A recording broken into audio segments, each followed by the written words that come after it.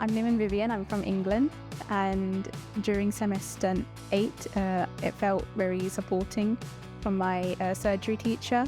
During surgery it's hard to understand what exactly is going on during the operation, so it's supporting that the teacher, the doctor, they can guide us through the steps and make us understand why each step is necessary and why it's important.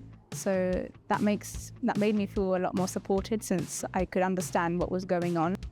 I would say during the start of my clinical experience, I wasn't that confident, because as it's the first time, you would feel a lot of nerves. But throughout the semesters, my confidence has improved a lot, because there's a lot of support from doctors and understanding concepts. Because when you're new to a certain concept, you don't feel that great, but as time gets forward, it feels better, and it's more